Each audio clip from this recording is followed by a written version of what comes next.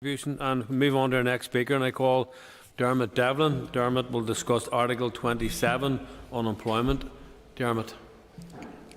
Thank you, Mr. Speaker, and I'm delighted to be here speaking on the first disabled person Parliament here at the Northern Ireland Assembly, especially here on International Day of Persons with Disability. My name is Dermot Devlin, and I'm from Greencastle, County Tyrone. I am a part-time employee of Home Enterprise. I've been employed there since 2002 and started working under a 6-month contract under the support from the Work Track programme, which has now ceased. I get support from UCL. As a disabled person, I've been very fortunate to have found and kept the employment I have there long term, and I'm very happy to be there. But I know that many others who are disabled aren't as lucky. In Article 27, under the UNCRPD, states countries recognise the rights of deaf and disabled people to work on an equal basis with others. This includes the right to opportunity to gain a living by working freely. Children are accepted in the labour market and work environment that is open, inclusive and accessible to deaf and disabled people. Countries shall safeguard and promote the realisation to the right to work, including those who require a disability during the course of employment, take appropriate steps, including through legislation. The employment rate for deaf and disabled people in the North is the lowest of the 4 countries within the UK, and the disability employment gap is the largest. The employment rate here for the deaf and disabled people is 38.1%, compared to 8.3% for non-disabled people. This is unacceptable and a shameful gap of 42.2%. This is stark contrast to other parts of these islands. In GB, the employment rate is well above 50%, and the employment gap is 26 percentage points. It is immoral that this is allowed to continue here in Northern Ireland, and it is imperative that you, the MLAs and ministers here today, through the Assembly, bring the UNCRPD into effect for Northern Ireland. With my discussions with many deaf and disabled people, they find it increasingly difficult to get past the application stage, as many potential employers look unfavourably towards us. They wrongly see the financial burden that they perceive that we will bring.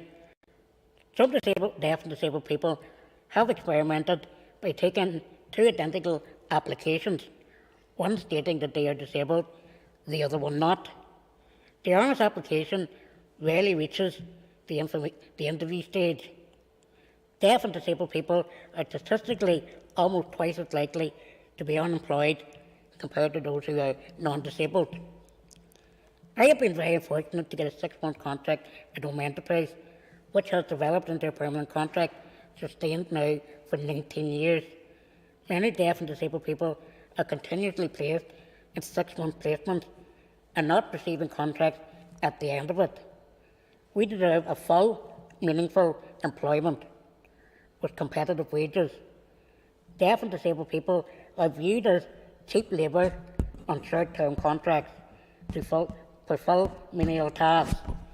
The UNCRPD will protect against this practice and ensure that we are on an equal footing as non-disabled people and not discriminated against when seeking meaningful employment which is secure. When in employment, deaf and disabled people still face many barriers, which places us at a disadvantage over non-disabled people. Many office spaces are not designed to meet the needs of us. Sufficient floor space and tuning space is often lacking for many.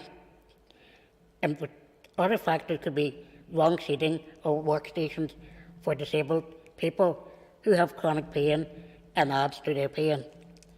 Even a wrong telephone for those who have hearing loss would be able to work with a Bluetooth option for hearing aid or volume control.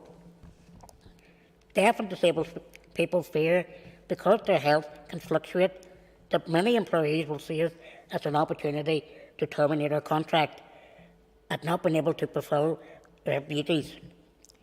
In many cases, this has happened. Deaf and disabled people want to work, can work, but their health needs to be accounted for in contracts. The UNCRPD will safeguard our jobs and allow for flexibility within our contracts that will suit both employers and employees. Deaf and disabled people contribute £274 billion to the UK economy annually, so we're an important part of society, but we find it hard to break out of the welfare catch-22.